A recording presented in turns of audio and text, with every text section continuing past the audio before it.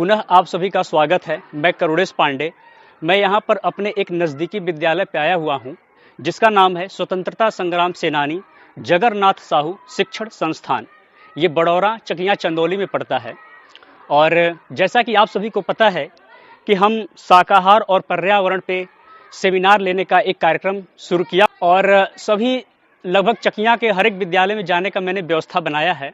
और मैं चाहता हूं कि इससे प्रेरणा लेकर के और भी सारे युवा भारत के समस्त विद्यालयों में जाएं और ये बताएं कि शाकाहार और पर्यावरण का एक दूसरे से अन्योन्याश्रय संबंध है। जैसा कि ये भी कहा जाता है कि एक सभ्य समाज के निर्माण में शिक्षकों की बहुत अहम भूमिका होती है और ये कल्पना की जाती है कि शिक्षकों के द्वारा ही सभ्य समाज और एक सशक्त समाज का निर्माण होता है। You can't imagine a civilised and efficient society without a teacher. तो मैं चाहूँगा कि यहाँ पर जितने भी शिक्षक हैं उनको एक बार दिखा दिया जाए, क्योंकि इन्हीं की वजह से यह इतना बड़ा कार्यक्रम संपन्न होने जा रहा है। इस पुनीत कार्यक्रम में जिन लोगों की अहम योगदान रहा है, जिनकी अहम भूमिका रही है, वो लोग हैं Renu ma'am, Radha ma'am, Sadhana ma'am, Vandana ma'am, Goldie ma'am, Safika ma'am, Rakesh sir, Sanjay sir, Ravindra sir, Ashutosh sir, Shailendra sir. इनका बहुत बहुत धन्यवाद कि इन्होंने यहाँ पर हम सभी को इनवाइट किया और बहुत ही उत्साहित तरीके से इन लोगों ने अभिवादन भी किया हम लोगों का। तो मैं चाहता हूँ कि यहाँ पर कुछ अध्यापक हैं जिनसे ये समझ लें कि इस कार्यक्रम को होते हुए देखते हुए उनको कैसा लग रहा है और उनका क्या राय है इस विषय पे। तो मैं जानना चाहूँगा राकेश सर के। सर, कैसा लग रहा है कार्यक्रम? बहुत अच्छा लग रहा है कार्यक्रम और आप लोगों से हम लोगों की यही अपेक्षा है कि भविष्य में भी ऐसे कार्यक्रम करते रहें ताकि हम लोग भी प्रेरणा ले आपसे और मेरे बच्चे भी आपसे प्रेरणा जी। पुनः मैं प्रबंधक मैम के पास जाना चाहूँगा। तो मैम, कुछ बताइए कार्यक्रम के बारे में, कैसा लग रहा है? बहुत बहुत धन्यवाद। आप लोग स्वतंत्रता संग्राम सेनानी जगन्नाथ साहू शिक्षण संस्थान के प्रांगण में बहुत बहुत आप लोगों का अभिनंदन है। मैं चाहती हूँ कि आप लोग हमारे बच्चों को अगली बार भी देख। धन्यवाद। यूपीएससी में लगे हुए शाकाहार पर जो आपने ये योजना लेकर के आप इस विद्यालय में आए हैं, इसके लिए हम लोगों के लिए बहुत अच्छा और बच्चों के लिए भी अच्छा है कि इससे बच्चों को भी प्रेरणा मिलेगी और टीचरों को भी जो है प्रेरणा मिलेगी। जी, धन्यवाद। आप लोगों ने जो ये प्रयास किया है शाकाहार एवं पर्यावरण के तहत, बहुत ही अच्छा आप लोगों का प्रयास है, जिससे कि हमारे बच्चे जागरूक होंगे। इसके लिए अपने पूरे विद्यालय की तरफ से आप लोग का हम तहे दिल से धन्यवाद करते हैं और स्वागत करते हैं। और हम चाहेंगे कि ऐसे ही आप लोग कार्यक्रम करते रहें और अन्य विद्यालयों में भी जा करके इस प्रकार के कार्यक्रम को दिखाएं और बताएं। धन्यवाद। क्या कहना सर इस विषय पे? कैसा? मैं आप लोगों को बहुत बहुत धन्यवाद देना चाहूँगा सर। आप लोगों ने ये बहुत बड़ा कार्यक्रम उठा रखा है, आप इसमें सफल हुए और आपके द्वारा जो ये कार्यक्रम चलाया जा रहा है, इससे बहुत सारे बच्चे शाकाहारी की ओर बहुत तेज़ी से अग्रसर हों। ये बच्चों के लिए बहुत अच्छी शिक्षा है। इसके लिए आपके लिए बहुत बहुत धन्यवाद।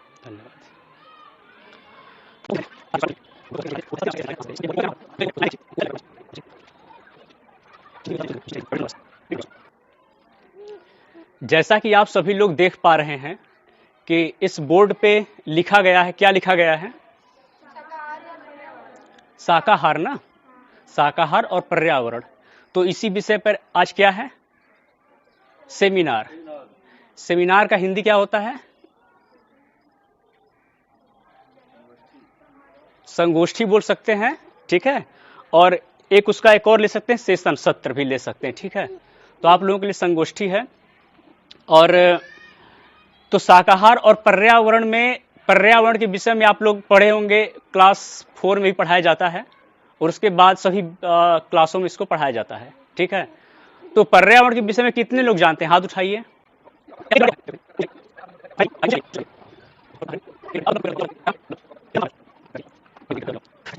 क्या समझते हैं पर्यावरण के बारे में? पर्यावरण सर, जैसे पर्यावरण का परिधन आवरण, परि जैसे कि हमारे पृथ्वी के चारों ओर वायुमंडल जैसे बह रहा है वो पर्यावरण हो गया। स्थल मंडल जो भूमि हो गया वो भी पर्यावरण के क्षेत्र आता है। जैसे जल मंडल वो भी पर्यावरण होता है, ये सब पर्यावरण होता है। अच्छा, आप लोगों को पता है? सही बोला इन्होंने? हाँ, जहाँ तक भी हमको पता है वहाँ तक तो ये सही बोले हैं। अच्छा ठीक है, आप लोग क्या लगता है सही बोले हैं? यस, सही बोले हैं, ठीक है। तो ठीक है, वो तो क्लियर हो गई बात। पेड़ पौधे भी पर्यावरण के अंतर्गत आते हैं? ठीक है, ठीक। पारिस्थितिकी तंत्र क्या होता है? पारिस्थितिकी तंत्र क्या होता है? फोकस हो रहा है सबको? नहीं पता? पर्यावरण से थोड़ा सा अंतर है इसमें, ठीक है। पारिस्थितिकी तंत्र में थोड़ा सा अंतर है पर्यावरण से। जैसे क्या बोल सकते हैं कि जैसे मान लीजिए आप मानेश्वर हैं, ठीक है, आप इस पर्यावरण से क्या क्या लेते हैं? पर्यावरण से सर हम श्वसन करते हैं। ये कौन देता है आपको? पेड़ पौधे सर, पेड़ पौधे देते हैं। और क्या क्या लेते हैं? और इसी पर्यावरण से सर हम वनस्पतियाँ, हाँ, अनाज, हाँ, जल भी लेते हैं, भोजन लेते हैं। तो ये कहाँ से आता है? पर्यावरण से आता है, ठीक है। तो ये जो पर्यावरण से हम ले रहे हैं और पर्यावरण को हम कुछ देते भी तो हैं? हाँ, देते हैं। क्या? जैसे पेड़ों को कुछ देते हैं, पेड़ों को कार्बन डाइऑक्साइड देते हैं। हाँ, तो ये जो आपस में उनके साथ हमारा क्या है? संबंध है। तो इस आदान प्रदान को क्या बोलते हैं? पारिस्थितिकी तंत्र। ये सिस्टम बना हुआ है, ठीक है, कि उनसे हमें ये सब चीजें प्राप्त हो रही हैं। तो हमारा क्या जिम्मेदारी बनता है पर्यावरण के प्रति? हम पेड़ पौधों को न काटें। अगर एक काटे पेड़ पौधे तो उसे दुगुना चाहे 3 गुना लगाएं। अच्छा, मतलब कोई पेड़ मतलब थोड़ा ज्यादा कुछ बड़ा हो गया है तो उसको काट देना चाहिए, लेकिन उससे अगर वो काटते हैं हम तो उससे पर्यावरण से संबंधित 10 या हाँ देखिए, लड़की ने सही बताया, बच्ची ने उसे क्या बताया कि पर्यावरण किसी भी चीज को हमें क्षति नहीं करना है, ठीक है, उसमें कोई असंतुलन पैदा नहीं करना है, क्योंकि प्रकृति अपने से सब संतुलन बना लेती है, ठीक है। ये बात क्लियर हो गई। अब ये पर्यावरण के विषय में आप लोगों ने समझ लिया। अब प्रदूषण कितने प्रकार के होते हैं? 4। जैसे जल प्रदूषण, वायु प्रदूषण, मृदा प्रदूषण। हाँ ठीक है, क्लियर हो गया। 4 प्रदूषण, ध्वनि प्रदूषण भी हो गया। तो आप सभी जान गए कि पर्यावरण क्या होता है, ठीक है। आप सभी को जानकारी हो रही कि नहीं हो रही है? हो रही है, ठीक है। इनके माध्यम से सबको संदेश दिया जा रहा है, ठीक है। तो प्रतिनिधि के तौर पर मैंने इन लोगों को उठा दिया है, ठीक है। और ये तो रहा पर्यावरण की बात, ठीक है। हमने एक और विषय लिखा है, शाकाहार लिखा है ना। तो शाकाहार का क्या मतलब हुआ? हमें किसी जीव नहीं, वो अर्थ नहीं होता है। शाकाहार का मतलब क्या होता है? हमें वनस्पतियों का यूज करना चाहिए और साग सब्जियों का यूज करना। हाँ, ये होता है, जी सर, यही मतलब होता है ना। जो हमारे प्राकृतिक रूप से भोजन है उसको ग्रहण करना चाहिए। साग हाँ, साग से क्या मतलब हुआ? वनस्पति। तो साग पर आधारित जीवन शैली क्या बोलते हैं? शाकाहार, ठीक है। क्लियर होगी बात। अब आप इधर आ जाइए थोड़ा सा। ये बताइए कि अगर कोई आपको कहे रोगी हैं आप, तो कैसा लगेगा? रोगी होना पसंद करेंगे या फिर स्वस्थ होना पसंद करेंगे? स्वस्थ होना। अच्छा ठीक है। तो ये रोग कितने प्रकार के होते हैं? संभवतः 2 प्रकार के माने जाते हैं। एक कौन से? शारीरिक और मानसिक। तो शारीरिक आपको लगता है अच्छा है या फिर मानसिक अच्छा? मानसिक। इसमें से कौन अच्छा पड़ेगा? शारीरिक अच्छा होता है, मानसिक नहीं अच्छा होता है। मानसिक मतलब ऐसा लोग मानते हैं ना। जी सर। तो आपको पता है कि दुनिया में करीब 90% लोग लगभग मानसिक रोगी भी होते जा रहे हैं। जी सर, सही बात है ना। हाँ, होते जा रहे हैं। अब एक शब्द आता है सैडिस्ट। सैडिस्ट का अर्थ सुना है कभी? नहीं ना। हाँ सुनो, सैडिस्ट का अर्थ होता है परपीड़क, परपीड़न। मतलब कि जैसे आप रास्ते में जा रहे हैं, मान लीजिए कोई कुत्ता घूमते हुए जा रहा है, ठीक है, कोई कुत्ता घूम रहा है, तो आपको वो उससे कोई लेना देना नहीं आपको है न, बेचारा वो आपसे कुछ बोल रहा है, लेकिन आपने क्या करा? ढेला उठाया, पत्थर उठाया और उसको क्या करा? मार दिया, और वो उसकी टांग टूट गई और वो चिल्लाने लगा और आप खुशी से झूम उठे, बोले देखा देखा मेरा निशाना, मैंने उसको मारा, और वो नाचने लगा। तो इसमें आपको खुशी मिल रही है, उस बेचारे का कोई लेन देन आपसे नहीं था। तो इस स्थिति को क्या बोलते हैं? मानसिक रुग्णता। मानसिक रूपता है। अब मानसिक ये वो क्या है? वो व्यक्ति रोगी है, मानसिक रोगी। हाँ, तो उसको क्या बोलते हैं? सैडिस्ट, जो पर पीड़ा देकर एक खुशी का अनुभव करता हो, ठीक है। तो ये बनना चाहेंगे आप कि नहीं। कोई कहे कि आप रोगी हैं?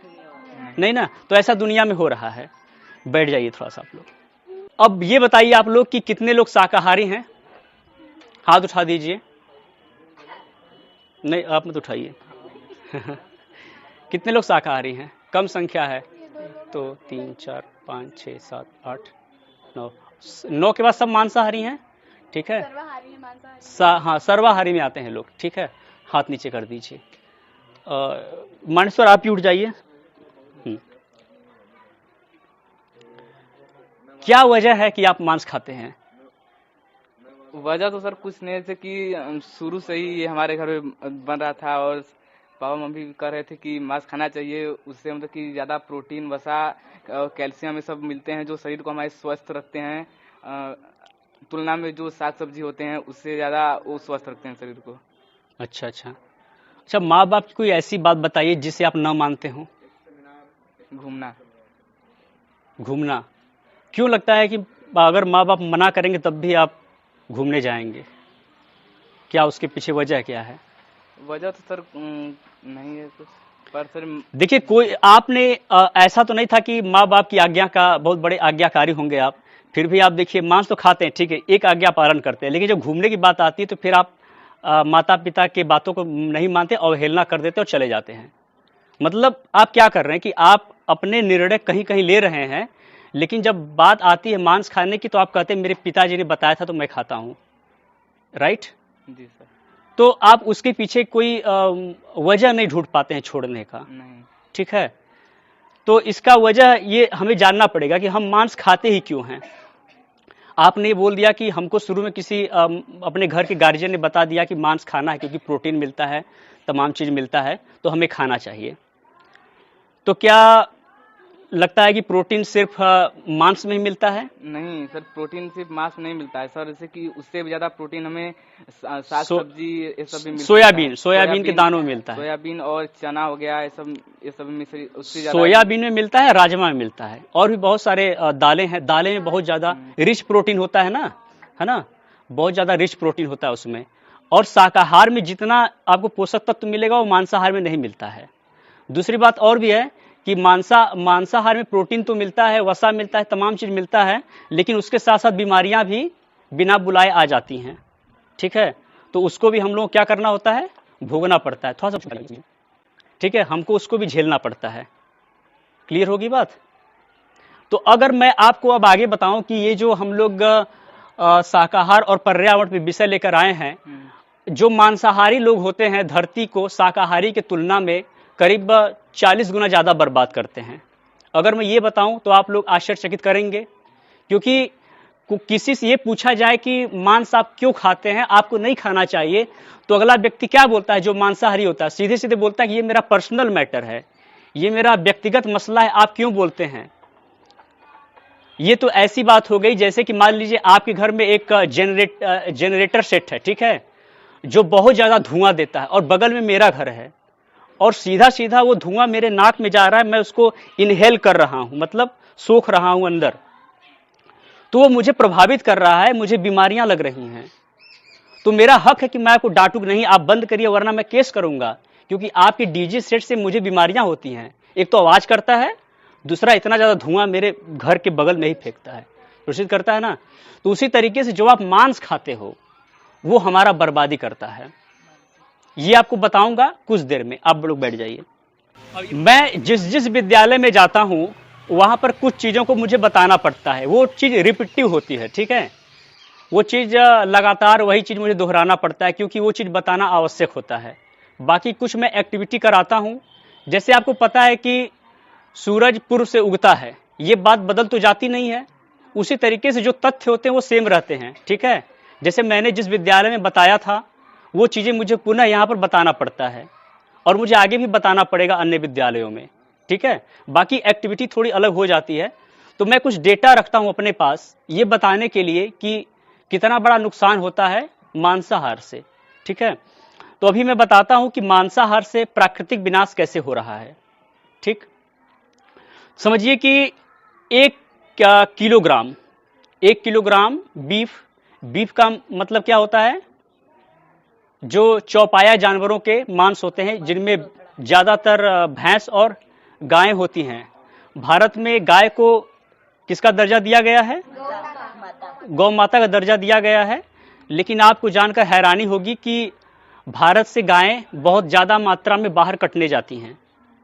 ठीक है, डेयरी उद्योग ने उनको इतना बढ़ा दिया है कि वो बाहर एक्सपोर्ट होती हैं, और भारत अभी 1.5 सालों से नंबर 1 एक्सपोर्टर हो गया है, निर्यातक है मांस का। किस चीज़ का? बीफ का। क्योंकि विश्व में बाहरी देशों में जहाँ ठंडे प्रदेश है वहाँ पर गाय का मांस ज़्यादा खाया जाता है और भैंस का मांस। ठीक है, तो ये संख्या वहाँ जाती है और ये बेचारे शिकार हो जाते हैं वहाँ पर। तो अब जानिए कि 1 किलोग्राम जो बीफ होता है, जो गाय का मांस या भैंस का मांस तैयार होता है, वह 326 वर्ग मीटर की जमीन को खा जाती है। जैसे कि मतलब समझिएगा, ये वो जानवर हैं, जो गाय की मैं बात कर रहा हूँ, जिस भैंस की मैं बात कर रहा हूँ, वो होते हैं जो फैक्ट्री फार्म से आती हैं। मतलब जहाँ पर जबरदस्ती उनको पहले तो दूध उनसे उगाहा जाता है, चारा खिला करके, ज्वार, मक्का, बाजरा और तमाम उसको पोषक पदार्थ दिए जाते हैं, ऑक्सीटोसिन दे करके उसके दूध को निकाला जाता है, निचोड़ा जाता है। और जब वो बड़े हो जाते हैं, जो गाय 20 साल जीती है, वो सिर्फ 6 सालों में उसका शरीर कमजोर हो जाता है, फिर वो बिकने जाता है। तो यहाँ से वो ट्रकों में किसी और माध्यम से, शिप में, बड़े बड़े जहाज़ों में, समुद्री जहाज़ों में जा करके विदेश चला जाता है। तो हर साल हम 100 करोड़ के ऊपर भैंसों गायों का यहाँ से निर्यात कर देते हैं। ठीक है, और 326 वर्ग मीटर का मतलब क्या हुआ कि अप्रॉक्स लगभग 16 मीटर लंबा और 16 मीटर चौड़ा, ठीक है, एक गाय के उत्पादन या भैंस के उत्पादन में लगता है। तो उतनी जमीन में बहुत ज्यादा अन्न भी उगाया जा सकता था। और 1 किलोग्राम पोल्ट्री का मांस, पोल्ट्री का मतलब समझते हैं आप लोग? जो मुर्गे का मांस आप लोग खाते हैं वो पोल्ट्री से पैदा होता है। ठीक है, पोल्ट्री उद्योग से।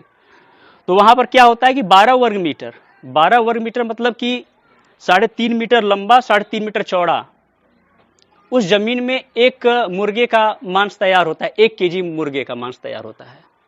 तो हम ऐसा कर रहे हैं। ठीक है, अब समझिए कि आप ये समझ गए कि धरती का हम कितना हिस्सा घेरे हुए हैं इस मांसाहार के उद्योग में।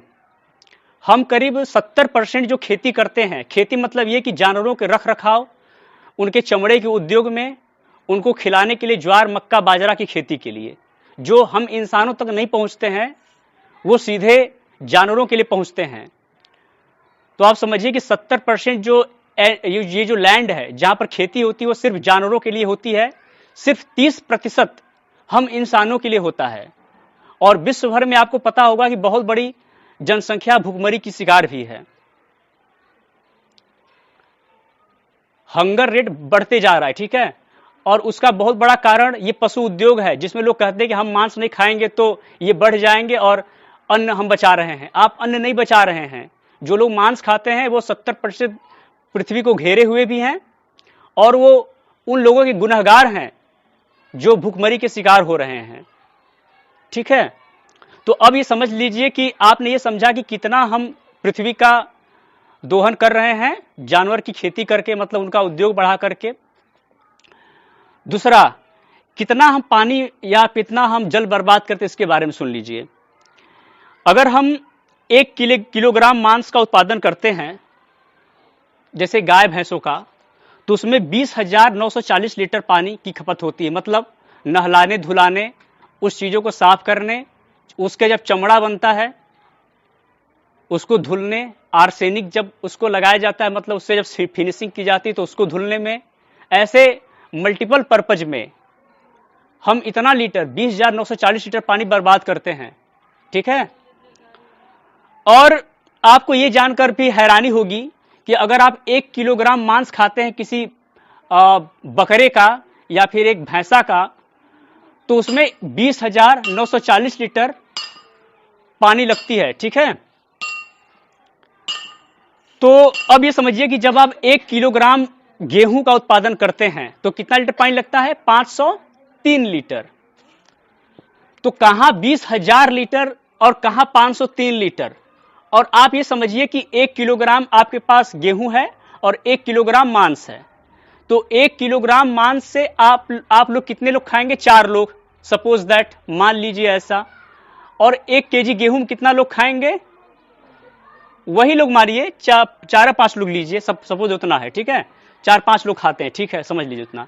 लेकिन आपने देखा कि करीब 40 गुना बर्बादी क्या हो रहा है? पानी का बर्बादी कितना हुआ? 40 गुना। यहां 500 लीटर लगा, वहां 20,930 लीटर लगा। तो है कि नहीं नुकसान? ये तो पानी हो गया, प्लस 1 किलोग्राम गेहूं उत्पादन में थोड़ा जगह लगता है, और जानवर का 1 किलो मांस उत्पादन के लिए 16 मीटर लंबा 16 मीटर चौड़ा जगह लगता है। क्लियर हो गई बात कि हम धरती को बर्बाद कर रहे हैं, स्थल को भी और पानी को भी। अब हम कंपैरिजन करना चाहते हैं शाकाहारी लोगों का और मांसाहारी लोगों का, कि अगर शाकाहारी है तो प्रकृति को कितना फायदा दे रहा है और मांसाहारी कितना उसको नुकसान पहुंचा रहा है। कंपैरिजन करेंगे, ये ऑथेंटिक चीज है, मतलब कि आप जाकर गूगल पर देखिए, किसी वेबसाइट पे जाइए, चीजें सही दिखाएंगी, ठीक है। या तो एक आता है रिसर्च स्कॉलर, वहां पर जाकर के आप वेबसाइट पे जाएंगे तो आपको सारी जानकारियां अच्छे से मिलेंगी, ठीक है। यहां पर कोई बेवजह बातें नहीं हो रही हैं, तथ्य वाली बातें हैं। शुद्ध शाकाहारी भोजन के लिए प्रतिदिन जो लोग शुद्ध शाकाहारी होते हैं वो प्रतिदिन 1137 लीटर पानी खपत करते हैं। कितना? 1137 लीटर। क्लियर होगी बात? जबकि अगर एक मांसाहारी व्यक्ति है, ठीक है, अगर मांसाहारी व्यक्ति है तो वो क्या करता है? 15,160 लीटर, 15,160 लीटर, यानी कि उसका सीधे 13 गुना ज्यादा, 14 गुना ज्यादा पानी बर्बाद करता है। जैसे एक व्यक्ति 1 लीटर पानी बर्बाद किया, तो मांसाहारी सीधे उसका 13 लीटर पानी बर्बाद किया, ज्यादा, 13 गुना पानी ज्यादा बर्बाद किया। तो देख रहे हैं कि हम जल का भी खपत कर रहे हैं मांसाहारी बनकर के। अब आगे बढ़ते हैं कि अनाज कितना खिलाया जाता है जानवरों को पैदा करने के लिए। अब समझिएगा, मैं जब ये बार बार बोल रहा हूं कि जानवरों को खिला रहे हैं, तो जानवरों को खिलाना तो पुण्य की बात होती है, लेकिन मैं बार बार बोल रहा हूं कि अन्न बर्बाद क्यों हो रहा है। मैं इसलिए बोल रहा हूं क्योंकि अगर एक गाय है, सपोज दैट एक मुर्गा है, एक मुर्गी, चाहे एक गाय है, चाहे एक भैंस है, वो तो प्राकृतिक तौर पे 10, 15, 20 ही तो हैं। लेकिन हम जब अपना दिमाग लगाते हैं तो क्या करते हैं? आर्टिफिशियल इंसेमिनेशन, क्या बोलते हैं? कृत्रिम गर्भाधान। आजकल गांव में डॉक्टर आते हैं और इंजेक्शन के माध्यम से उनको गर्भाधान कर देते हैं जानवरों का, यहां तक कि सबका हम आर्टिफिशियली इंसेमिनेशन करते हैं। क्या होता है कृत्रिम गर्भाधान? मतलब कि जबरन बच्चों को पैदा करवाना। तो वही होता है फैक्ट्री फार्म में, जो 20 जानवरों का अन्न होना चाहिए, वो सीधे 400 जानवरों का अन्न हम पैदा करने लग जाते हैं। क्यों? क्योंकि हमें मांस पैदा करना है, चमड़े की बेल्ट पहननी है, तो इसके लिए हमें उतना खेत चाहिए, उतना हमें जल चाहिए, उतना हमें और भी संसाधन, अनाज चाहिए, ठीक है। तो हम पाल नहीं रहे हैं उसको, हम अपने मतलब के लिए इस्तेमाल करें, क्योंकि उसको काटना है। जैसे कि उसको मैं खिला रहा हूं, क्यों? क्योंकि बेचारा एक दिन बड़ा होगा, फिर मैं इसको काटूंगा। बात समझ में आ रही है? तो ये जो हम बोल रहे हैं कि पशु खेती एक क्रूर प्रक्रिया होती है। हम पालते नहीं हैं, हम पालते ही इसीलिए हैं, षड्यंत्र करते हैं इसीलिए कि उसको हम एक दिन काट सकें, उसका मांस गोश्त तैयार हो, फिर उसको काट कर खा सकें, चमड़े का अलग प्रयोग कर सकें, और भी तमाम दवाइयों में प्रयोग कर सकें, ठीक है। अब देखिए 1 किलोग्राम जो चिकन क्या होता है? वही बताया था मैंने, मुर्गे का मांस। तो चिकन को तैयार करने में 3 किलोग्राम अनाज की आवश्यकता पड़ती है। उसमें ज्वार, मक्का, बाजरा और भी छोटे छोटे कुछ चीजें होते होंगे, ठीक है। और सूअर का मांस हालांकि बहुत लोग नहीं खाते हैं भारत में, लेकिन विदेशों में ऐसे चीजों का बहुत मांस खाया जाता है, ठीक है। तो आप ध्यान दीजिएगा कि 1 किलोग्राम अगर आप सूअर का मांस पैदा करते हैं, हालांकि सूअर कितने किलो का होगा? 40, 45, 50, 60, 70 भी हो सकता है, जैसा जैसा सूअर का साइज हो। तो उसमें से 1 किलोग्राम जो मीट तैयार होता है, जो मांस तैयार होता है, उसके लिए कितना अनाज लगता है पता है? 8 किलोग्राम। कितना लगता है? 8 किलोग्राम। तो सोचो कि 1 किलोग्राम हम 1 केजी हम सूअर में सिर्फ 4 लोग खाना खा सकते हैं, लेकिन 8 किलो अनाज में कितने लोग खाएंगे? सीधे 40 लोग खाएंगे, है ना। तो ये देखो कि हम पैसा तो उसमें बर्बाद कर ही रहे हैं, साथ ही साथ धरती को भी बर्बाद कर रहे हैं। ठीक है, मतलब कि अगर आपने 200 का सिर्फ सुअर का मांस, मतलब 500 का सुअर का मांस खरीद लिया, तो साथ साथ आपने वो जो अन्न बर्बाद किया 8 किलो, उसका भी दाम जोड़ लीजिए, क्योंकि वो तो इंसान तक पहुंच ही नहीं पाया, वो सिर्फ जानवर तक पहुंचा है। वो जानवर जिसको जबरदस्ती उगाया गया है ताकि उसका हम चमड़ा यूज करें और उसका मांस खाएं। तो ये कितना नासमझी की बात है कि हम 8 किलो अन्न किसी को दे रहे हैं और 1 किलो मांस में करके हम तो जानवर खाकर अन्न बचा रहे हैं। ये मूर्खता की बात हुई कि नहीं हुई, कि हम 8 किलो अनाज को किसी जमीन में फेंक रहे हैं, कह रहे हैं यहां से एक पौधा पैदा हो तो उसको मैं खाता हूं। तो बिल्कुल वैसी ही बात हो गई कि हम किसी चीज को बर्बाद करके 100 रुपया बर्बाद किए और 10 रुपया मुझे प्रॉफिट हो रहा है कि नहीं। हम कहीं 100 रुपया लगा रहे हैं, मुझे 10 रुपये का सामान मिल रहा, तो ये मूर्खता है कि नहीं है। बल्कि 100 रुपया नेचुरल तरीके से खर्च करते तो मुझे फायदा ही होता। तो ये बात कही जा रही है। ठीक है, अब बात करें 1 केजी बीफ की, मतलब 1 किलोग्राम बीफ की। तो 1 केजी बीफ मतलब कि वो चौपाया जानवर में क्या आ गया आपका, जो बड़ा है गाय भैंस, तो उसके मांस की बात हो रही है।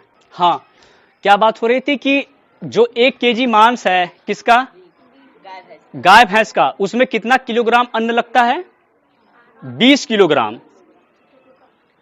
20 किलोग्राम अन्न लगता है। और मैंने क्या बताया, 326 स्क्वायर मीटर जगह छेकता है, मतलब 16 मीटर लंबा 16 मीटर चौड़ा। तो ये बड़ा जगह होता है। ये बात क्लियर होगी आप लोगों को, कुछ समझ विकसित हुआ इसके बारे में? बोलिए भाई, कुछ समझ में आया? अगर ये प्रोग्राम के बाद मैं कुछ पूछूं तो आप बता सकते हैं इसके बारे में। ठीक है, कुछ चीजें बता दीजिएगा। ठीक है,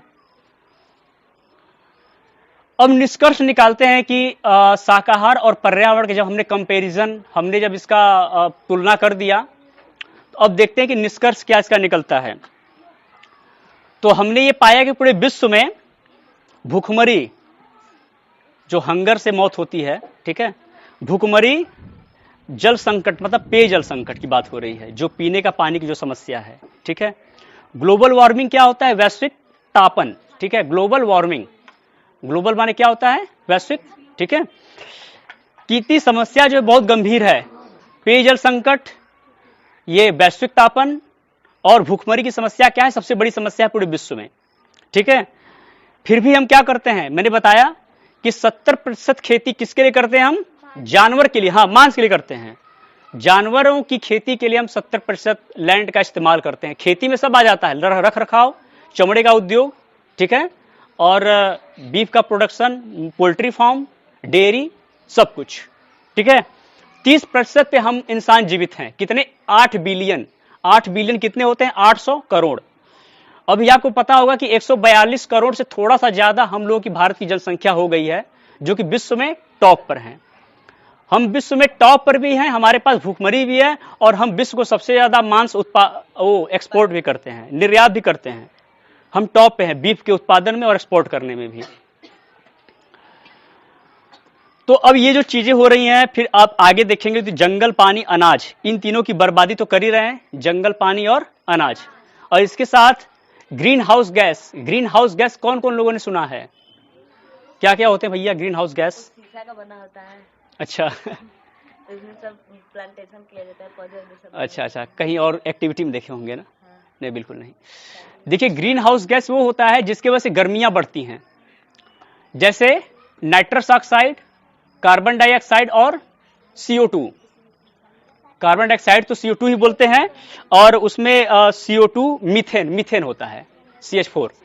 तो मीथेन, कार्बन डाइऑक्साइड और नाइट्रस ऑक्साइड, ये जो तीनों गैसें कहां से निकलती हैं, जानवरों की खेती से।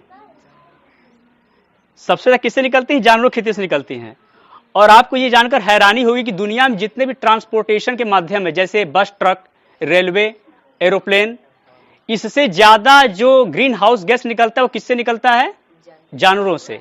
और ये जो है विश्व को सबसे ज्यादा क्या कर रहे हैं, प्रभावित कर रहे हैं। हमारा जो सामान्य तापमान कितना हो गया, 1.1 डिग्री सेल्सियस पहुंच गए हैं। अगर ऐसे ही पशु खेती होता रहा पूरे विश्व में तो 3-4 साल और लगेंगे, 1.5 डिग्री सेल्सियस पहुंच जाएगा जब सामान्य से ऊपर तापमान ना। तो ये जो ग्लेशियर है, जहां पर हिमखंड है, वो पिघलेंगे और सारे विश्व को चपेट में ले लेंगे, फिर कोई नहीं बचेगा। तो अब आवश्यकता यह है कि हम लोग पशु क्रूरता को ना ही करें, और उस उद्योग को लगभग खत्म ही करने का प्रयास करें। ठीक है, तो ये तो आपका रहा आज का, लेकिन आप लोग ये समझिए कि पर्यावरण को कितना दूषित करता है ये शाकाहार, ये मांसाहार। बहुत करता है ना, 70% तो हमारी खेती करते हैं, लेकिन कितना नुकसान हुआ कि पेयजल संकट है, भूखमरी का संकट है। ठीक है, और ग्लोबल वार्मिंग क्या होता है, वैश्विक तापन, जो गर्मी होती है उसकी समस्या है। ठीक है, और बीमारियां अलग से लग रही जो अलग हैं, क्योंकि आर्सेनिक से जब सफाई होती है, जब पानी में जाता है तो वहां की नदियां बर्बाद होती हैं, तो फिर वहां के लोगों को कैंसर डिजीज होते हैं, जैसे स्किन का कैंसर हो गया वहां के रहने वाले लोगों को, तो और भी तमाम बीमारियां होती हैं। ठीक है, आगे मैं अब बताऊंगा, अब आप लोगों को बताऊंगा कि जो प्रचलित क्रूर प्रक्रियाएं होती हैं वो कैसी होती हैं। अभी तो आपने ये जाना कि मांसाहार से कितना नुकसान हो रहा है। अब बात करते हैं एथिकल दृष्टि से, मतलब क्या, मौलिकता की दृष्टि से, कि हम देखें कि एथिक्स क्या कहता है हमारा, हमें क्यों जानवरों को नहीं प्रताड़ित करना चाहिए और क्यों उन्हें नहीं मारना चाहिए। जो सबसे ज्यादा प्रचलित चीज है जिसको सभी लोग खाते हैं लगभग, जो मांसाहारियों में ज्यादा प्रचलित है भारत में, वो क्या हो सकता है बताइए? हाँ, मुर्गा, चिकन। ठीक है, चिकन आ रहा है, ठीक है। बहुत लोग मुस्कुरा भी रहे थे इस बात पर, वही लोग होंगे जो मांसाहारी होंगे। तो अब बात करते हैं कि मुर्गे के व्यापार में क्या क्या होता है। आप कल्पना कीजिए कि आप सिर्फ दुकान पे जाते हैं, चलो एक व्यक्ति जो मांस खाता, खड़े हो जाइए, आप खड़े होइए, मैं कुछ प्रश्न करूंगा आपसे। ठीक है, कंफर्ट है जवाब देने के लिए? दिक्कत है तो आप बैठ सकते हैं। नहीं दिक्कत नहीं, पूछे आएगा। ठीक है, तो मांस खाते हैं आप? हाँ। अच्छा, ज्यादातर सामान्यतः कौन सा मांस खाते हैं? मुर्गा। उसके अलावा कुछ नहीं। मछली नहीं खाते हैं? नहीं, मछली मुझे पसंद नहीं। पसंद नहीं है? अच्छा, पसंद रहेगा तो खाता नहीं। खाते नहीं है। मुर्गा खाते हैं और मछली नहीं खाते। अच्छा चलिए कोई बात नहीं। अंडा भी नहीं खाते होंगे तब तो? नहीं, अंडा खाते हैं। अंडा खाते हैं, अंडा तो बहुत लोग खाते हैं ना। चलिए कोई बात नहीं। अंडा शाकाहारी होता है कि मांसाहारी होता है? वो दोनों में आता है। दोनों में क्यों आता है? जैसे कि शाकाहारी में देखेंगे तो मछली, जैसे कि वो हो गया साग सब्जी। अच्छा, उसमें थोड़ा कभी अंडा भी आ जाता है। अच्छा, वो अंडा किस पौधे से पैदा होता है? उस पौधे का नाम मुर्गी होता है? हाँ, मुर्गी है। पौधे से पैदा नहीं होता है, लेकिन कभी कभी देखे में तो उतना कभी पौधे पे आ जाता है ना? नहीं। अच्छा, ये सीधे सीधे लिखा है शाकाहारी, जो वनस्पति से पैदा होता है। ठीक है, और जिसको खाया जाता है वही ना शाकाहारी में आएगा। तो अंडा किसी पेड़ पौधे से तो पैदा होता नहीं है, तो फिर हम उसे क्यों शाकाहारी की श्रेणी में लेते हैं? वो पशु प्रोडक्ट है, एनिमल प्रोडक्ट है, पशु उत्पाद है, और पशु उत्पाद कभी शाकाहारी में नहीं आते हैं। अब आपको एक बात आश्चर्यचकित लगेगी, लोग बोलते हैं कि दूध शाकाहारी है। मैं इसको आगे डिबेट नहीं करूंगा, लेकिन दूध शाकाहारी नहीं होता है, वह एनिमल प्रोडक्ट है। और एक बात मैं और ऐड करूंगा कि हर प्रजाति, दुनिया की सारी प्रजाति सिर्फ अपने माँ का दूध पीती है। इंसान एकलौता ऐसा जीव है, ऐसी प्रजाति है जो दूसरे की माँ का दूध पीता है। नेचुरल मैं बताना चाहूंगा कि बाघ का बच्चा शावक अपने बाघिनी का दूध पीता, अपने माँ का। वो कोई रेयर रहा होगा तो बात अलग है, गाय का जाके पी लिया, बच्चा रहा होगा, लेकिन वो दूसरे माँ का दूध पीता ही नहीं है। कोई भी जानवर, बकरी कहीं और जाके नहीं पीती है। और एक बात और जानिए कि अगर बच्चा उसका 6, 7, 8 महीना, 1 साल, 2 साल हो गया तो फिर अपनी माँ का स्तन नहीं छूता है, वो फिर घास चरता है। ये दुनिया की हर प्रजाति में है कमोबेश मात्रा में, कि वो कुछ समय के बाद अपनी माँ का दूध नहीं पीती, क्योंकि उनकी माँ के थनों से दूध आता ही नहीं है, नेचुरल प्रक्रिया होती ही नहीं है। तो वो जो एंजाइम होता है जिसके वजह से दूध पचता है, समझ रहे हैं ना, वो सिर्फ बच्चों में 1 ही 1.5 साल तक रहता है, उसके बाद नहीं होता, इसलिए बच्चों को दूध नहीं पचता है। तो प्रकृति ने ऐसी व्यवस्था कर रखी है कि दूध सिर्फ उन्हीं को पचेगा जो नवजात बच्चे हों, और कुछ महीने तक उनकी माँ के दूध आएगा तभी वो उसको पिएंगे। ठीक है, हर प्रजाति में यही होता है, जब उसका बच्चा आता है तब उसको माँ का दूध आता है, उसके बाद दूध नहीं आता है एक समय के बाद। लेकिन हमने एक ऐसी व्यवस्था बनाई है कि हम दूसरे की प्रजाति का दूध पी सकते हैं। ठीक है, तो इस विषय में डिस्कशन अभी बंद करेंगे। अब बात करते हैं जो प्रचलित क्रूर प्रक्रियाएं होती हैं। अब आप बताइए कि आप जब मांस खाते हैं तो आप दुकान पे जाते होंगे खरीदने के लिए? अच्छा, तो अकेले जाते हैं खरीदने? हाँ, अकेले भी कट- चले जाते, कभी साथ में चले जाते अच्छा अच्छा, तो कटे कटाए लेते हैं या फिर कटा करके लेते हैं? कटा कर लेते हैं। पहले से कटा रखा होता है, नहीं वहाँ पे जाते सामने तो- जाते हैं। हाँ सामने तो कटा कर लेते हैं। अच्छा, मतलब वहाँ पे पहले से नहीं कटा, बोलते तब हम लोग काटते हैं। हाँ वो तो बात है ही। हाँ। तो आप उसको देख भी लेते हैं कटते हुए? नहीं वहाँ से हट जाते हैं, हट जाते हैं ना। हाँ। तो ये अंदर अंदर आपका कोई एक ऐसा मतलब कि इंसान है जो चाहता है कि उसको मैं न देखूं, उसकी तड़प को मैं नहीं देख सकता हूं। अच्छा एक बात बताओ, कोई मुर्गा आपके पास फुदकते हुए आ जाए तो कोई बच्चा ऐसा हिम्मती जो उसका गर्दन काट देगा चाकू लेकर के? नहीं काट सकता ना।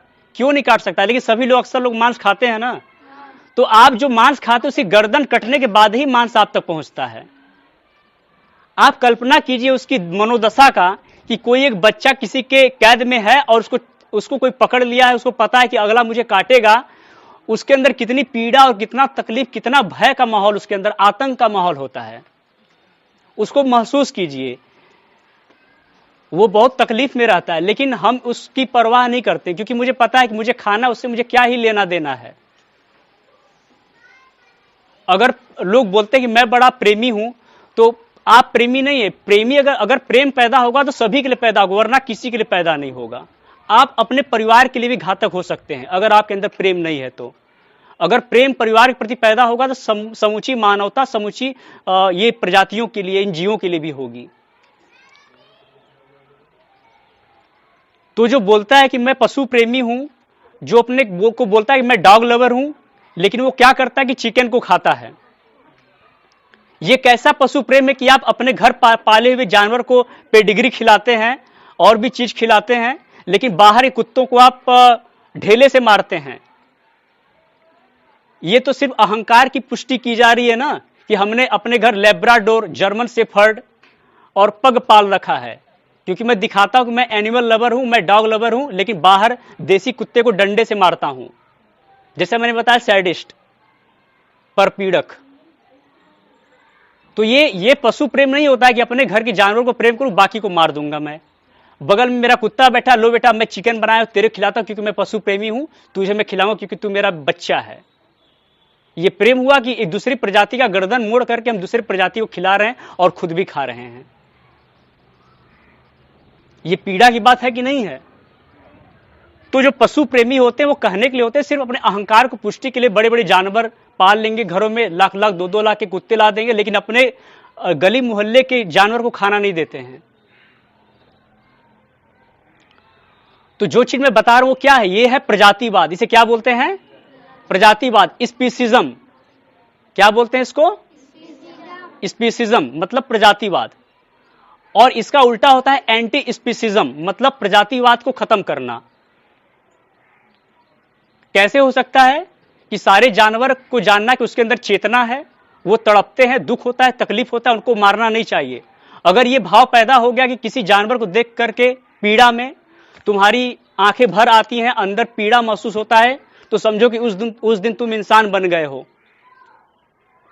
ठीक है? तो मैं आपसे नहीं पूछूंगा क्योंकि अब ये चीज आपको क्लियर हो गई। ठीक है, मैं पूछूंगा फिर आप उसको देख लेते हैं, ऐसा कर देते, तो फिर वो सब तो रटी रटाई बातें हो जाएंगी। लेकिन आपको क्या महसूस हो रहा है सब बातें सुन करके? महसूस क्या बताएं?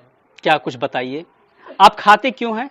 क्या कारण हो सकता है? स्वाद में सब लोग बोलते हैं कि स्वास्थ्य के लिए सब लोग खाते हैं। स्वास्थ्य के लिए मैंने भी बताया कि स्वास्थ्य का हानि होता है, क्योंकि कैंसर, हाँ तो डायबिटीज। तो मुझे नहीं पता, लेकिन सब लोग बताते हैं, इसलिए बता तो मैं आपको बता रहा हूं आज। ठीक है। देखिए, स्वाद के लिए, स्वास्थ्य के लिए खाते हैं, लेकिन आपको दया भी तो आती है ना साथ में। हाँ। आती है ना दया। तो जिस दिन आपकी दया आपके स्वाद से और स्वास्थ्य के भाव से बड़ी हो जाएगी, उस दिन आप जानवर को मरवाना बंद कर देंगे। आपको पता है, आपने उसको 200 रुपया दिया, लेकिन आपने उसको मारा नहीं है। आप कहते कि आपने नहीं मारा, लेकिन आपका 200 दिया, उसको क्या किया? उसकी जान ले लिया। तो उसके सबसे बड़े जिम्मेदार कौन है? आप हैं। अगर आप 200 ना देते हैं तो वो नहीं मरता, उसकी डिमांड ही नहीं बढ़ती। तो हम लोग डिमांड नहीं करेंगे तो वो कटेंगे ही नहीं ना। तो आप उनको कंज्यूम करना बंद करिए, वो अपने आप बच जाएंगे। बस हमें शाकाहार बन जाना है। धन्यवाद। इनके लिए तालियां दीजिए भाई।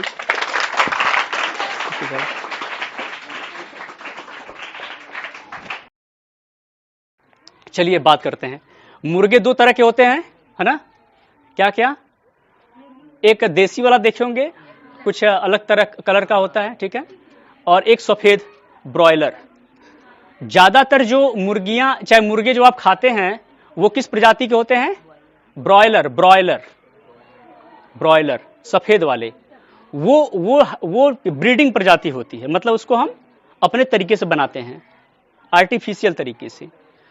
तो समझिए कि ये ऐसे जानवर हैं, ये ऐसे पक्षी हैं, मतलब ये जो ब्रॉयलर मुर्गा है ये 13 साल 12 साल 11 साल जीता है, ठीक है, और इसको हम खाते हैं जब ये बच्चा होता है नहीं, खिलाकर उसको बड़ा कर दिया जाता है, मतलब मोटा तगड़ा ताजा। वो होता है 1.5 महीने का, 1.5 महीने का बच्चा जो कि 12 साल जी सकता था, उसका हमने गर्दन मोड़ दिया और पेट में ले लिया, उसकी लाश को पेट में ले लिया, ठीक है। तो हम क्या बन गए? मांसाहारी नहीं, लाशाहारी। क्या बन गए? लाशाहारी, क्योंकि हम लाश खाते हैं, ठीक है। हम लोग शेर तो नहीं कि तुरंत शिकार करके खा जाएंगे, हम लाश खाते हैं, ठीक है। अब बात करिए इसकी, तो इनको हम क्या करते हैं कि आर्टिफिशियली इनको ग्रो करते हैं और इनको कुछ ही हफ्तों में बड़ा कर दिया जाता है। तो ये जल्दी जब बड़े हो जाते हैं तो आप बताइए कि उनका शरीर विकसित तो हुआ नहीं, हड्डियां अंदर से मजबूत तो है नहीं, बस मांस बढ़ गया। तो उनको क्या होता है कि पैर उनका टूट गया खड़े होने में, वो अपाहिज हो गई, सांस लेने में दिक्कत हो रही है, ठीक से चल नहीं पा रही, तो तमाम तकलीफ होती है, फिर अंत में वो क्या हो जाती हैं? कटने चली जाती हैं। तो इस तरीके से उनका जीवन ही पूरा क्या है? नारकीय है। अगर भगवान चाहे कोई पूछता बेटा तुम जन्म लेना चाहोगे, तो बोलता नहीं, इस दर्द भरी दुनिया मुझे जन्म नहीं लेना, क्योंकि मुझे शुरू से अंत तक कष्ट दिया जाएगा। तो हम क्या करते हैं? साल भर में 19 से लेकर के 20 करोड़ 19 से 20 करोड़ ब्रॉयलर को मार देते हैं सिर्फ अपने स्वाद के लिए। 19 से 20 करोड़ बहुत होता है, ठीक है, नहीं प्रतिदिन मारते हैं। 19 से 20 करोड़ चूजे प्रतिदिन मारते हैं, ये खाने वाले ज्यादा है ना, प्रतिदिन मारते हैं, हर रोज डेली 20 करोड़। और अब जैसे कुछ लोग बोले थे कि अंडा शाकाहारी में आता है, अब आपको बताऊं कि अंडा मांसाहारी में क्यों आता है। अगर आप उसको मांसाहारी नहीं मानते हैं, मान लीजिए पशु प्रोडक्ट ही है, एनिमल प्रोडक्ट ही है, तो अब आप जानिए कि अंडे की वजह से कितनी क्रूरता होती है, कितने जाने जाती हैं। लोग बोलते हैं कि 2 तरह के एग्स होते हैं, 2 तरह के अंडे होते हैं। कौन कौन से? फर्टिलाइज्ड और अनफर्टिलाइज्ड, मतलब एक जिसमें बच्चा पैदा हो सकता है, एक जिसमें बच्चा पैदा नहीं हो सकता है।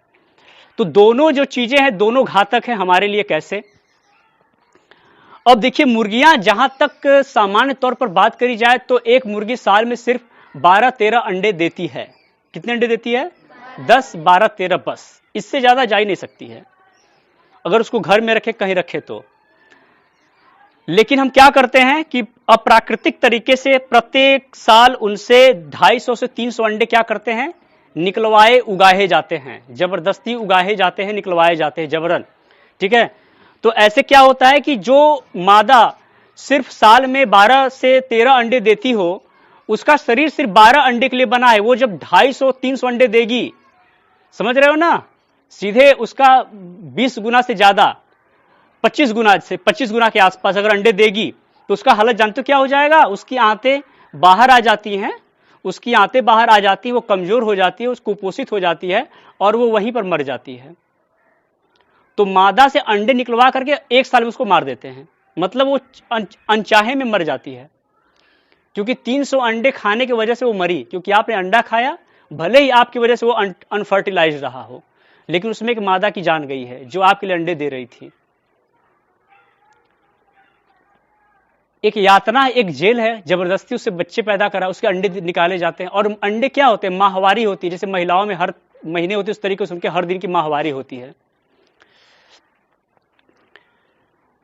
तो ये अधमरी हो जाती है, मर जाती है। और एक चीज और जानिए कि जो अंडे होते हैं उसमें कुछ कुछ फर्टिलाइज्ड हो जाते हैं, मतलब जिसमें बच्चे निकल जाते हैं, तो उनको बड़े बड़े कंटेनर में जहां पर ठंडक होती है वहां रखा जाता है। और जहां पर चूजे निकल जाते हैं, जब चूजे निकल जाते हैं तो उनको क्या किया जाता है? 2 करोड़ चूजे हर साल पैदा होते हैं इस एग इंडस्ट्री से, अंडा उद्योग से हर साल 2 करोड़ चूजा पैदा होता है अतिरिक्त। तो वो जो अंडा उद्योग है अलग है, और ये जो डेयरी पोल्ट्री फार्म है अलग है। इसमें सिर्फ मांस पैदा किया जाता है और अंडे में सिर्फ अंडा पैदा किया जाता है। तो वो लोग 2 करोड़ चूजे को नहीं पालते हैं। उसका कारण है क्योंकि उनको पालने में समय कौन खर्च करेगा, वो तो अंडे के लिए व्यापार बनाते हैं। तो 2 करोड़ चूजों क्या करते हैं, मार देते हैं। और मारने की कई प्रक्रिया है, या तो पॉलिथीन बैग में भर करके मुंह बंद करके दम तोड़ दिया, या फिर ग्राइंडर होता है पीसने वाली मशीन, उसमें डालकर उसको जिंदा पीस देते हैं। 2 दिन के बच्चे को, 1 दिन के बच्चे को, या फिर उसको नदी नालियों में बहा देते हैं।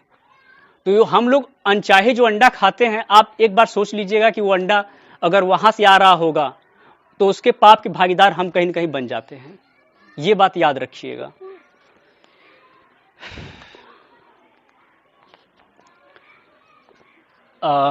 चमड़ा की बात कर लीजिए।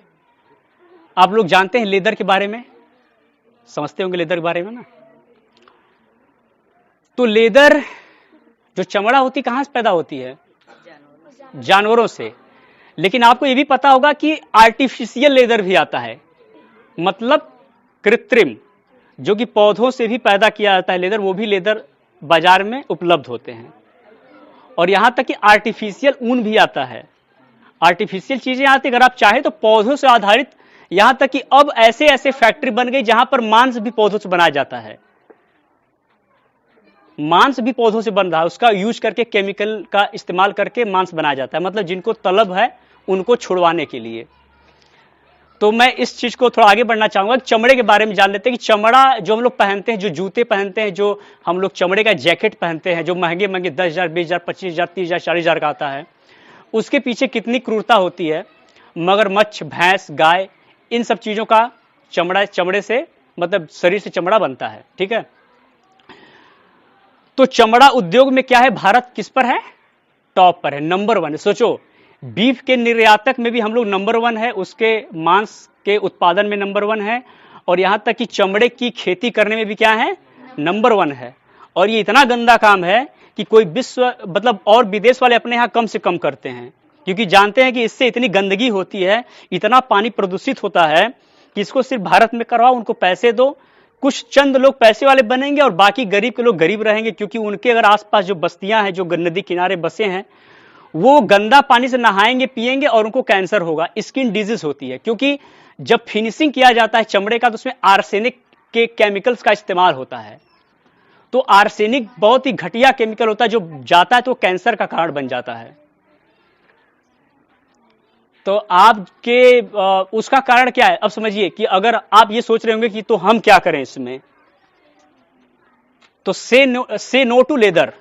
आप लेदर को ना कहें, लेदर को ना कहें, एनिमल प्रोडक्ट्स को ना कहें, जिससे कि अगर आप डिमांड ही नहीं करेंगे तो वो लोग पैदा भी तो नहीं करेंगे ना। हम किसी किराने से कुछ खरीदेंगे नहीं तो वो बेचारा ऐसे ही अपना दुकान बंद कर देगा। तो चमड़े का उद्योग से हमारे पास नुकसान हो रहा है, क्योंकि अगर कोई कंपनी 10,000 करोड़ कमाती है तो गरीब जो जनसंख्या जो लाखों में है, उसका कई हजार करोड़ चल जाता है कैंसर के इलाज में। तो क्या हो रहा है, वो बेचारा गरीब होते जा रहा है, वो अमीर होते जा रहे हैं। और नदियों को फिर से स्वच्छ करने में सरकार को और करोड़ लगाने पड़ रहे हैं। चंद पैसा हम ले रहे हैं भारत से, और उस पैसा से कोई कंपनी बड़ी अमीरी पैदा होती जा रही है। लेकिन हम क्या कर रहे हैं कि और पैसा झोंक रहे हैं नदियों की सफाई में, जो कि हमने ही दूषित करा है ना। और हम क्या कर रहे हैं कि और कैंसर मरीज भी पैदा कर रहे हैं। तो नुकसान है कि नहीं नुकसान है, कुछ क्लियर हो रहा है आप लोगों को, नुकसान है ना इस इंडस्ट्री से। तो अब भेड़ बकरी का मांस आप लोग देखें कि नहीं, बकरी का मांस देखे होंगे, बकरे का मांस देखे हैं, ठीक है। बकरी नहीं कटती है ना, क्यों नहीं कटती बकरी, बकरी दूध देती है, और वो और बकरा भी बकरा को देता है तो बकरा कटता है, लेकिन बकरी नहीं कटती है, बकरी भी कटती है। बूढ़ी हो जाएगी तो क्या करेगी, नहीं कटती है, दूध नहीं देगी तो कटेगी, क्या करेगी।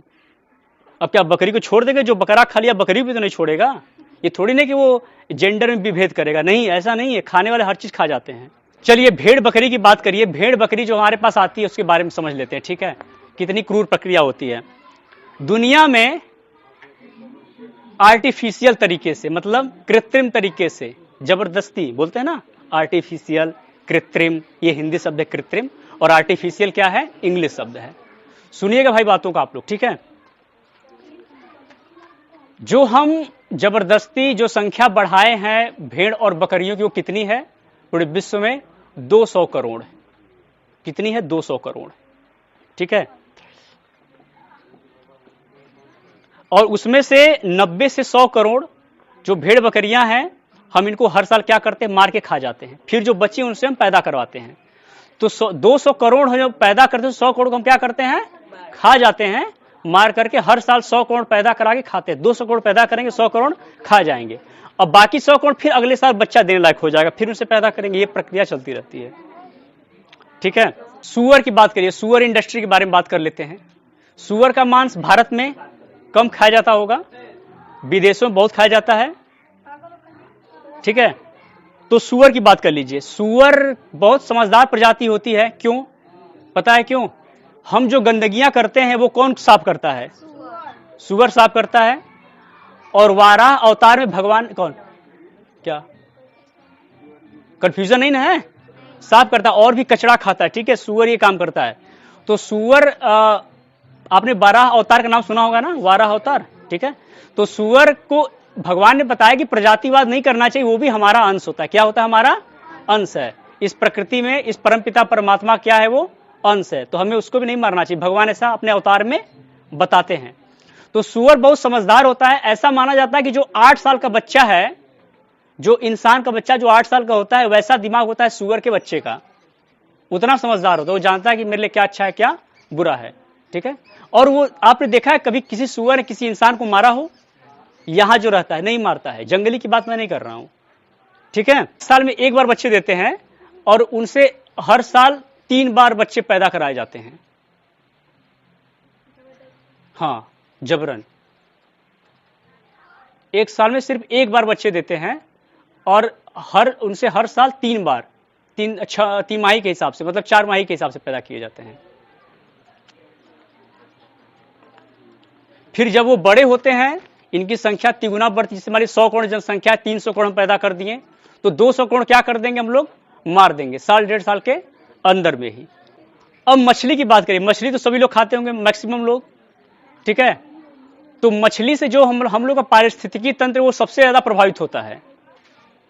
मैंने पारिस्थितिकी तंत्र के बारे में बताया था कि नहीं, कि लेन देन जो होता है हमारा पर्यावरण से।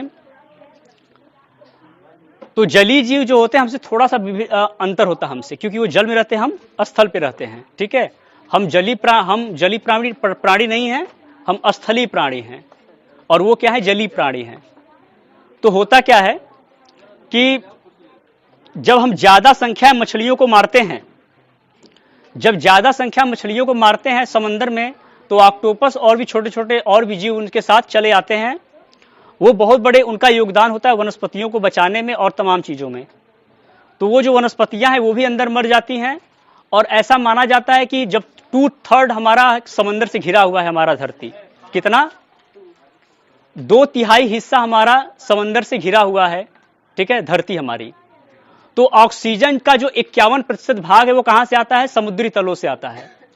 तो हम अगर ज्यादा संख्या में मछलियों का वहां से शिकार करेंगे, तो ऑक्टोपस और भी जो कछुए सब मरते हैं वहां से शिकार किए जाते हैं। तो वहां की वनस्पतियां, जो जलीय वनस्पतियां, समुद्री वनस्पतियां क्या होती हैं?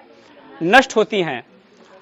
तो उनके नष्ट होने से क्या होता है? 51% जल भी, मतलब 51% हमारा क्या होता है? ऑक्सीजन भी नुकसान होता है, बर्बाद होता है। तो मछली को नहीं मारना चाहिए। एक बात और जान लीजिए कि हम कितने आबादी में हैं? हम 800 करोड़ है ना पूरे विश्व में। तो 800 करोड़ यानी 8 बिलियन से ज्यादा, 8 बिलियन से ज्यादा, मतलब कि 800 करोड़ से ज्यादा मछलियां हर दिन मारते हैं। सोचो कि 800 करोड़ जनसंख्या हम इंसानों की है पूरे विश्व में, और हम 800 करोड़ से ज्यादा जनसंख्या मछलियां रोज खा जाते हैं मार करके। सोचो, अपनी आबादी एक दिन में खा गए, अपनी आबादी एक दिन में खा गए। तो अगर इस तरह से अगर हम मछलियों को मारेंगे तो 28 सालों में समुद्री तलों का नाश हो जाएगा, वनस्पतियां खत्म हो जाएंगी, और वो पारिस्थितिक तंत्र को बर्बाद कर देंगे। तो ये वहां के वनस्पतियों को बचना हमारे लिए बहुत आवश्यक है।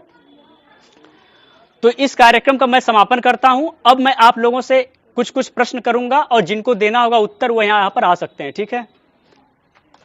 किनको लगता है कि इस कार्यक्रम से उनको बहुत फायदा हुआ है, हाथ उठा सकते हैं।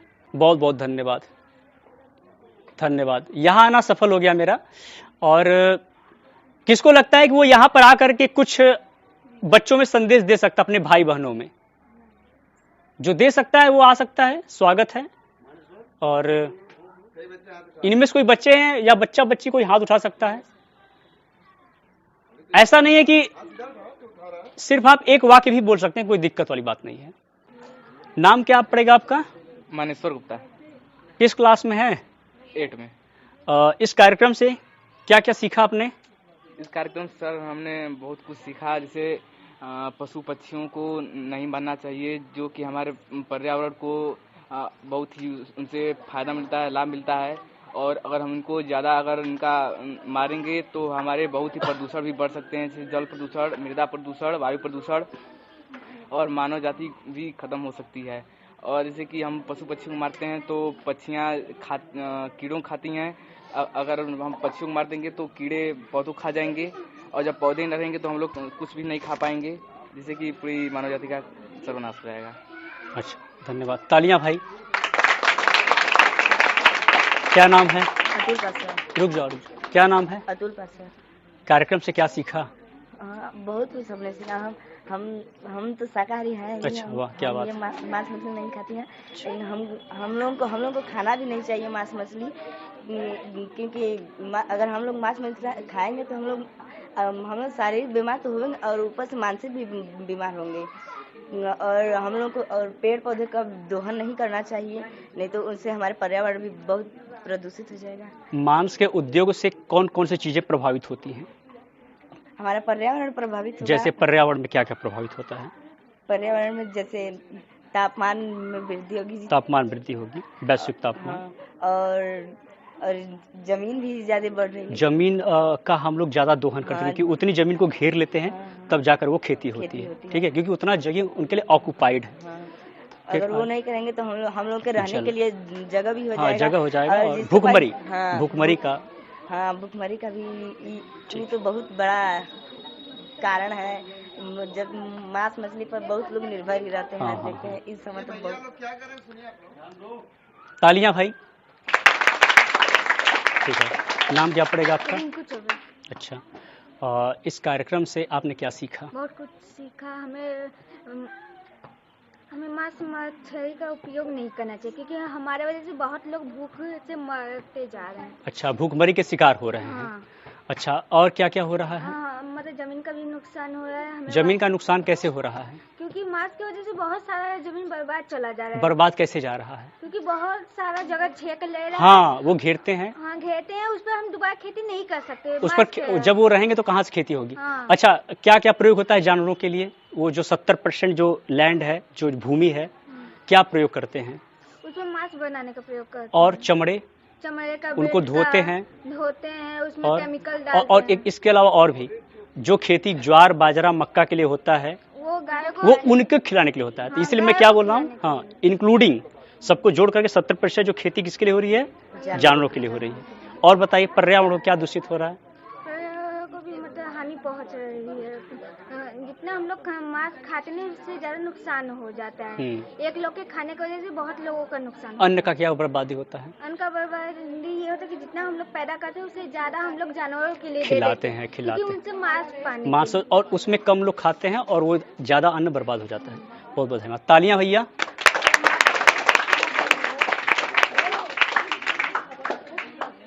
नाम बता दीजिए। तेज बोलिए। स्नेहा। अच्छा, इस कार्यक्रम से क्या फायदे हुए हैं, क्या क्या लाभ हुआ आपको? लाभ तो अभी किसी को रोकने का कोशिश करेंगे अगर इस चीज से बढ़ावा देने के लिए, लाभ तो तब होगा। अभी तो सुने हैं, माइंड वो हुआ है। अच्छा, आपको व्यक्तिगत तौर पे आप क्या समझी हैं? आप व्यक्तिगत तौर पे समझे कि हमें इन सभी चीज़ों का गलत उपयोग हो रहा है और यूज नहीं करना चाहिए ज़्यादा। हमें ज़्यादा मांस मछली और पर्यावरण हमारा प्रदूषित हो रहा है, हमें शाकाहारी ज़्यादातर साग सब्जियों और वनस्पतियों का उपयोग करना चाहिए, मांस मछली का नहीं, क्योंकि इससे बहुत सारी हानियाँ हो रही हैं, बीमारियाँ भी फैल रही हैं, मानसिक तौर से, शारीरिक रूप से बीमारियाँ हो रही हैं। बहुत बढ़िया, तालियां भैया। नाम क्या पड़ेगा? अच्छा, कार्यक्रम को पूरा सुना? हाँ क्या समझे, सब बताओ विस्तार से, मुझे पूछना ना पड़े। सर, इससे हमको बहुत सीख मिला कि तेज बोलिए। ये सुनाई नहीं, इससे आवाज नहीं देगा क्या? नहीं, ये इसमें रिकॉर्ड होगा, बोलिए। थोड़ा दूर कीजिए। इससे तेज बोलो। हाँ, क्योंकि हम लोग को उन जानवरों को नहीं खाना चाहिए, मांस मछलियों को नहीं खाना चाहिए, और इन सबको मतलब उत्पादन करने के लिए बहुत मतलब 70% इन्हीं को उत्पादन करने के लिए लगता है। और बोलिए। भूखमरी के शिकार लोग हो रहे हैं। हाँ, इसी तरह मतलब कि ज़्यादातर इन्हीं लोग का खेती होगा तो मतलब इतना ज़्यादा जल बर्बाद होगा। हाँ, जनसंख्या अन्न तो कैसे बर्बाद चलेगा? होगा। हाँ, बोलो। अन्न जल बर्बाद होगा। हाँ, जल प्रदूषण होगा, गर्मी बढ़ती, ग्लोबल वार्मिंग। इसी तरह मतलब बहुत सारा। ठीक है, जितने लोग बोलेंगे तालियां। और सुनो, रुक जाइए। क्या नाम पड़ेगा आपका? नेहा कुमारी। अच्छा, तो कार्यक्रम से क्या सीखा? बहुत कुछ सीखे। बताइए, सबको बताइए। हम लोग को मांस मछली नहीं खाना चाहिए, क्योंकि अच्छा, रुक जाइए। मांस मछली नहीं खाना चाहिए, ये ऐसा बोलती हैं, तो सही बोलती हैं? तो इसमें जो लोग खड़े हैं, क्या वो लोग मांस छोड़ेंगे? हाँ, हम छोड़ देंगे। इसमें से कुछ लोग शाकाहारी भी होंगे ना? क्या जाने, 2 लोग, 3 लोग, 4 लोग नहीं थे, अब हो जाएंगे। अब शाकाहारी हो जाएंगे आप लोग। देखिए, सर्टिफिकेट पे मैं कुछ और भी जोड़ दूंगा, शाकाहारी हो जाएंगे तो। मैं आऊंगा 5-6 महीने बाद, देखूंगा सही में शाकाहारी होंगे तो मैं 5 महीने में तो हम लोग निकल जाएंगे। 5 महीने में तो मैं विदाई से पहले एक दिन आ जाऊंगा, मैं विदाई के दिन ही आ जाऊंगा और चेक करूंगा। ठीक है, एक कार्यक्रम करा दूंगा। तो ठीक है, आप बताइए आगे क्या सीखा? सीखे ये मांस मछली नहीं खाना चाहिए, इससे भूखमरी हो रहा है और जल प्रदूषण ये सब हो रहा है, तो नहीं खाना चाहिए। यही बताएंगे कि छोड़ देना चाहिए, जो खाता था वो भी छोड़ देना चाहिए। बीमारी होती है। हाँ, बीमारी तो फैलती है, बीमारी बहुत ज्यादा फैलती है। पानी बर्बाद होता है। पानी बर्बाद होता है। कितना गुना शाकाहारियों की तुलना में? 70 नहीं, 13-14। गुड। बहुत बढ़िया, इन्होंने ध्यान सुना है। आप इधर आ जाइए। तालियां। बहुत बढ़िया, नाम बता दीजिए। सत्यम कुमार। किस क्लास में है? 8 में है। आप देखने में तो बहुत छोटे लग रहे हैं। क्या कार्यक्रम से क्या सीखा आपने? हमने बहुत कुछ सीखा। हमें मांस मछली नहीं खाना चाहिए, इससे भूखमरी के शिकार भी होते हैं बहुत लोग, और वायु प्रदूषण, जल प्रदूषण, भूमि प्रदूषण होता है, और हमें इससे जानवरों को भी हानि पहुंचती है। जानवरों की तो जान चली जाती है। हाँ, हानि पहुंचती तो ठीक था, जान ही चली गई बेचारे की। संपत्ति, उसके बच्चे थे वो भी बेचारे गायब हो गए, है ना? जान का कोई मूल्य नहीं है ना इस दुनिया में। कोई खा जाता है, बताओ। 800 करोड़ की आबादी, 800 करोड़ को जीव को, 800 करोड़ तो मछलियां हो गई, बाकी और भी मिला लो तो 1000-2000 करोड़ रोज खा जाते हैं। तालियां भाई इनके लिए। क्या बेटा, वीडियो जाएगा, यूट्यूब पे आएगा, आपको बोलना है ना। आगे आ जाइए। नाम क्या पड़ेगा? पंकज कुमार। तेज बोलना पड़ेगा लेकिन। पंकज कुमार। अच्छा, इस कार्यक्रम से क्या क्या सीखे? हम बहुत कुछ सीखे, जैसे कि मतलब कि मांस मछली नहीं खाना चाहिए। और वो भूखमरी मतलब ज़्यादा इस समय बढ़ रही है, कई देशों में तो खाने के लिए बहुत अच्छी हो रहा है। अच्छा, बहुत मतलब कष्ट करना पड़ रहा है। और जैसे कि ध्वनि प्रदूषण, भूमि प्रदूषण, और उन लोगों जैसे कि रहने के लिए जब जो ज़मीन होती है वो छेकते हैं, उसमें अनाज नहीं उगा पाते हम लोग। बहुत बढ़िया, तालियां भाई। वहाँ के लोग नहीं सुन पा रहे ना। बेटा बताइए, नाम बताइए जरा। तेज बोलो जरा, सब लोग जाने। आकांक्षा मिश्रा। किस क्लास में हो? 8 में। क्या कार्यक्रम से क्या सीखा? इस कार्यक्रम से हमें सीखे मतलब हमें मांस मछली नहीं खाना चाहिए। क्यों नहीं खाना चाहिए? मतलब क्योंकि इससे मतलब पर्यावरण दूषित हो रहा है और बहुत सारी हानियाँ हो रही हैं। इससे जंतुओं को भी बहुत मतलब जाने चली जाती हैं बहुत। हाँ, वो जान जाती है। सबसे बड़ी बात इन्होंने क्या बताया कि जानवरों की जाने जा रही हैं।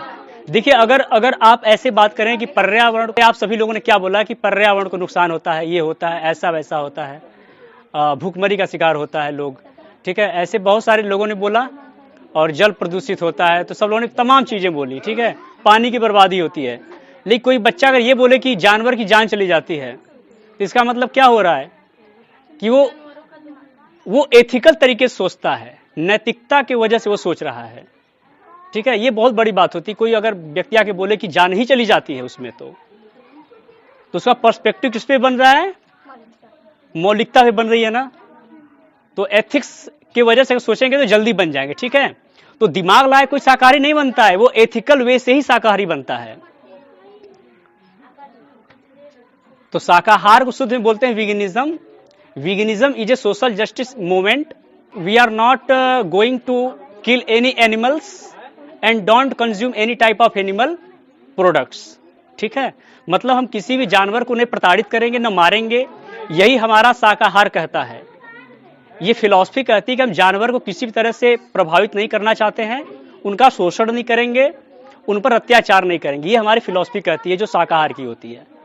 आगे बताइए, और बताइए। और इससे मतलब पानी की बहुत खपत होती है। हाँ हाँ बिल्कुल। और तालियां। और बोलना चाहिए तुमको, और बोलना चाहिए था ना। आ जाइए,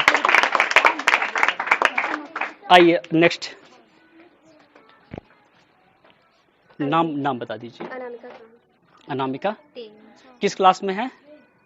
8th। चलिए, अब से मैं सभी से नाम नहीं पूछूंगा, आपको पता है कि रिपीटिव क्वेश्चन है सब, ठीक है।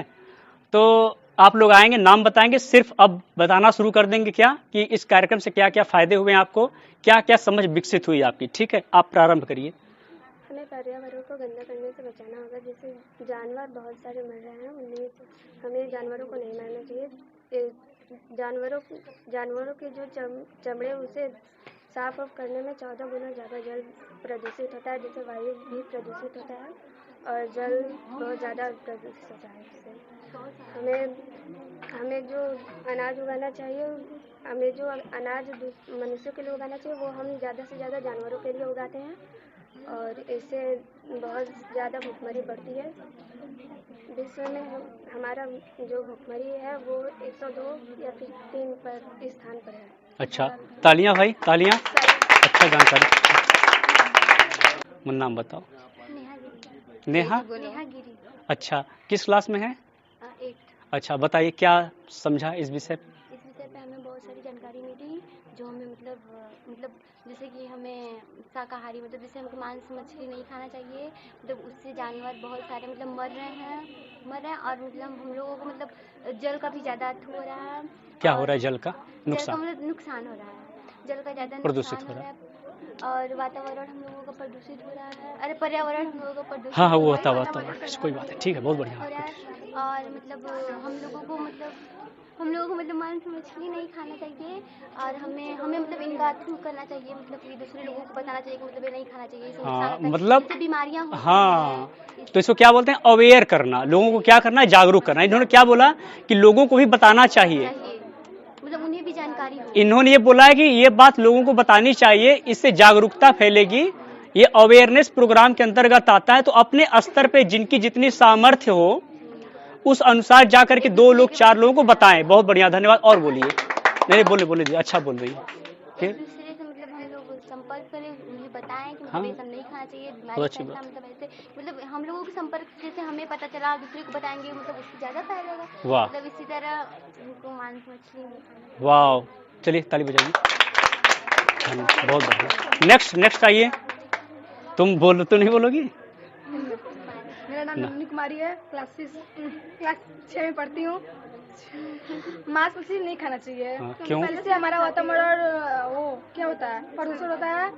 हमको एक दूसरे को बताना चाहिए कि भैया ये सब नहीं खाना चाहिए, ऐसे वैसे नहीं खाना चाहिए। और इसमें मतलब मांस मछली के चमड़े को धोने के लिए बहुत ज़्यादा पानी, मतलब 14 से पकड़ो माइक। हाँ बोला 14 से 15 तक पानी बहुत ज़्यादा नष्ट होता है। मजाक नहीं बात। हाँ, ताली आ जाइए।